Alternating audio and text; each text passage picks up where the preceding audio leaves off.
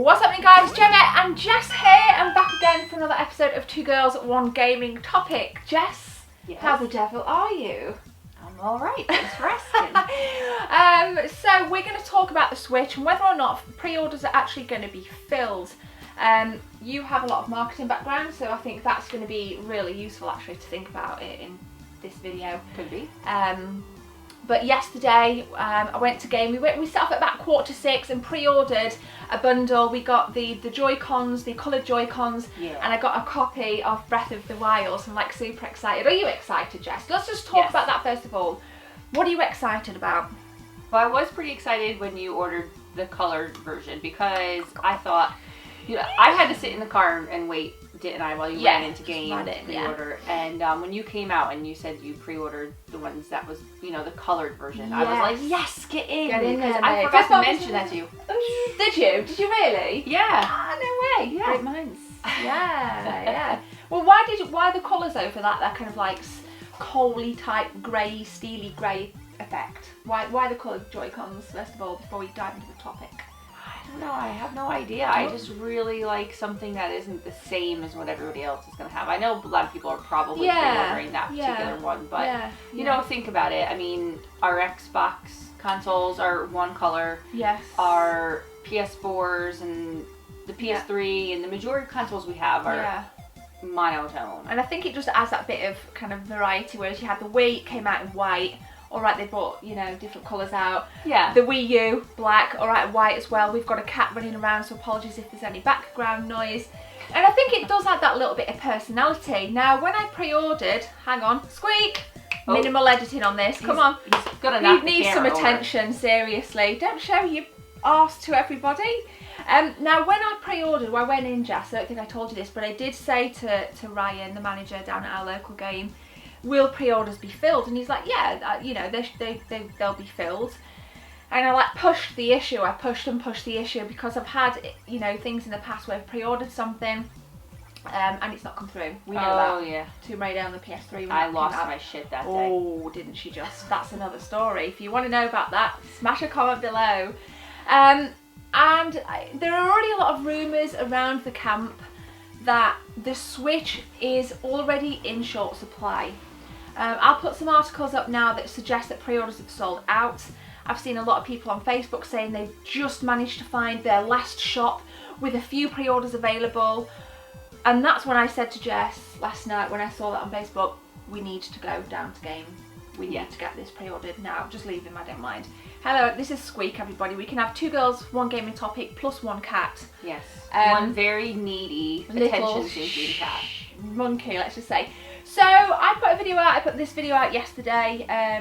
Well, it's going out Monday. I actually put this video out Saturday, talking about my thoughts on the Switch. But Jess, from a marketing point of view, Nintendo are rumoured to have not made enough to keep up with pre-orders.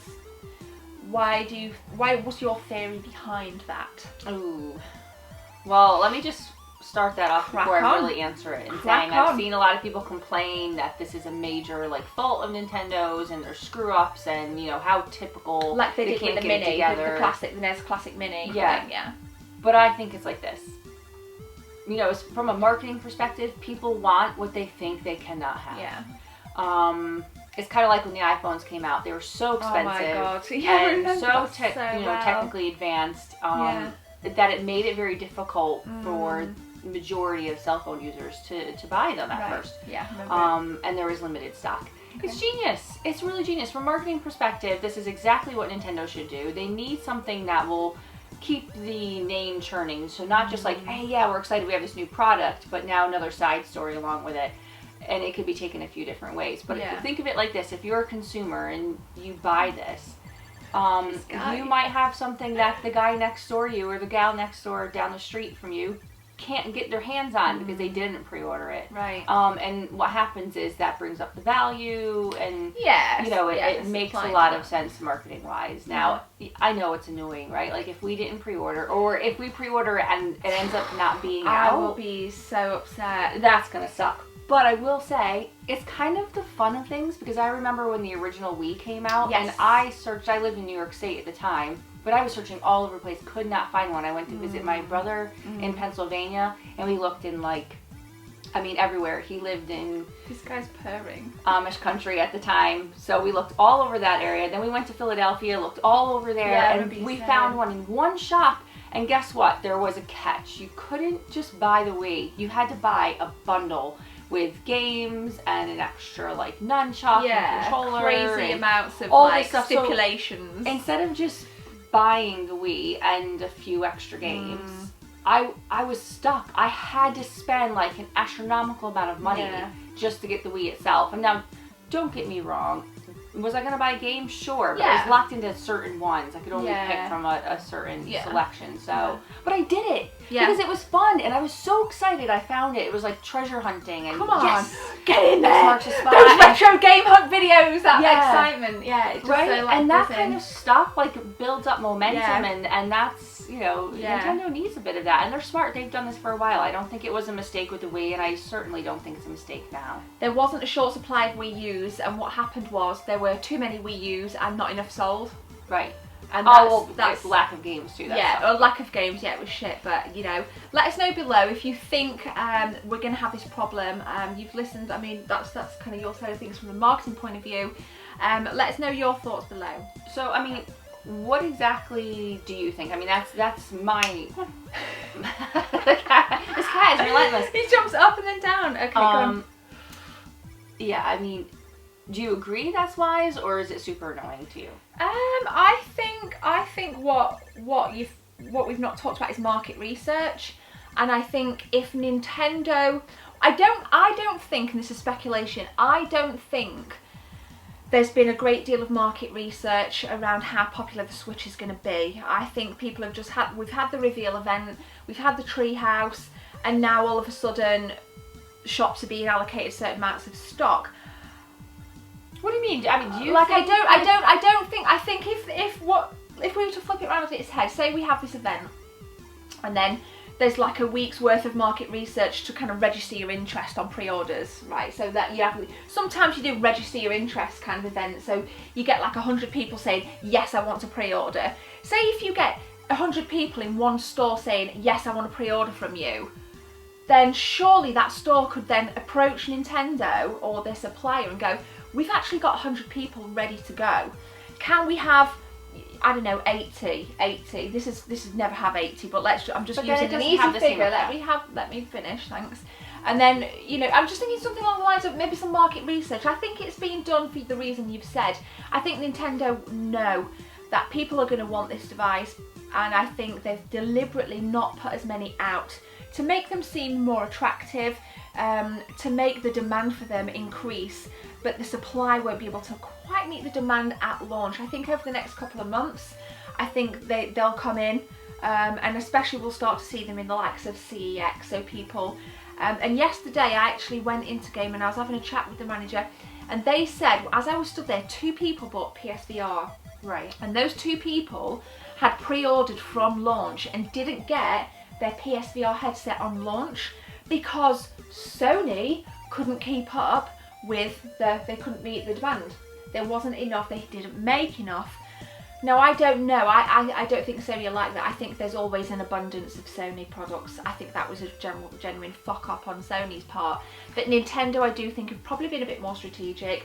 They did this with the Classic, the NES Classic, the Mini. They're going to do it again. I think they have learnt from the mistakes around the Wii U. We've got a decent launch title, and there's Bomberman as well. We've got that as a launch title. Yeah, but then you have stuff like Just Dance. I mean, come on. I know. God. And I'm not bothered about 1-2 Switch in the slice. I can't see me and you sitting down and go, shall we have a game of 1-2 Switch? No. You know, maybe if we've got like people like my brother comes around, we want to mess around with like play without like nephews or something. But that's few and far between. If we're at home, I'm going to be like, I'm going to play Zelda. Do you want to play too? And we can just watch, or I'll watch you play, or vice versa. I ain't going to sit down and play Dance Dance Revolution or 1-2 Switch. Bomberman, I think we should get Bomberman. Yeah, obviously. But we're digressing. I think I said, and I said this in my video yesterday, I think with Breath of the Wild, we've got a quality game there. We've not necessarily got a quantity of games that are coming out, but we've got a quality title. 150 plus hours, I think, if you were to do everything. We've got something there that will pacify us enough until the next decent title comes out. That's my thinking. So I think it's not a question of lacking launch titles, it is a question of, have Nintendo made enough? And I don't think they've made enough, and I don't think worldwide pre-orders are going to be filled. And I think that's right. Well, that's my thoughts. Yeah, but that happens too purpose. with like Apple and companies like that. Yeah, I've never known like there to be a shortage of iPhones and other than the launch. Well, but you've never worked for a telecom, I have. Yeah, so you know a different side to it, that marketing Very side different of side it. of it. But we do want to know your thoughts. First of all, I think it's fair to ask, have you pre-ordered? What bundle have you pre-ordered? And do you think that the supply and demand will be met? If not, you know, let us know. If so, then that's okay. There's no right or wrong answer, is there, Jess? Yeah, but I totally disagree with not enough market research or any. I think... You disagree? Yeah, I disagree with you because I think that Nintendo is not going to completely just let go of market research and decide not to do it or not do enough of it. I think they know what they're doing. I think they've done market research. And I think part of these events are continued efforts on market research. I think so too. I think the Treehouse events are great. However, Ryan also told me yesterday that to get into that, you needed to be either working in retail, because Game Staff had 6 managerial slots, or you needed to be, it was very limited to get into these events. Needed to be what? Very limited. Well, his brother won a competition where they got VIP passes. That it was very limited. I never had a promotional email. I never had any kind of notification to invite me down. So the people that went down, it's, you know, how were they getting down? How was that delivered to them? It was a very select few people, competitions and retail You need to be staff. huge, like Casey Neistat huge. And the retail staff, and I'm telling you this, is behind the scenes, the retail staff got a chance to see a bit more than what the general Joe Schmoes did. Right, I said that to me. Well, of course, because they have to learn the product. Because they have to learn and they have to sell it. So, you know, I think Nintendo may have done their research, but it's been very picky as to how they've dribbled that out over the masses. I don't think it's been mass market research. I think it's been a very small selection. Let me know. Let me know in America. If you're in North America, I'd like to know if you've had the opportunity to attend one of these events, or if you got any email to register your interest in the Switch, or if GameStop. Now, whether GameStop have done a bit of market research and gone, would you, because how do they know how many to get? You know, what have they done, their own market research? If it's not from Nintendo, is it with the retailers to, you know, how many, put your hands up if you're going to pre-order, right, we'll try and get this many from our supplier then. I'm looking forward to it, and I think it's fair to say you are too. Are there any titles that, you know, you've heard of, like Super Mario Odyssey? We've gone back to 3D environments. Good move, bad move? I've never been a massive fan of, you know, those kind of environments in Mario games, and I'm not saying it's a bad thing. I mean, Mario Galaxy looked awesome when it came out, but I don't know, I just didn't really get on with it as much as the side scrollers or things like, you know, some of the DS games and trying to golden coins. Yeah, 6 golden coins. No, 6 golden coins. This is the retro in me. This is not the Game Boy. This is the retro in me. What in the hell? Super Mario. Yeah. The DS. That. I tell you what will be good this year, Jess. Eurogamer. You think? There had better be, after the Switch release, a Nintendo stall down at EGX this year, because they had no presents last year. I think they were keeping it very quiet. There'd better be a sick Nintendo stall. I don't know, I think that's a whole nother video in itself. Yeah, we could maybe do that again, but definitely smash your thoughts below and let us know what you think.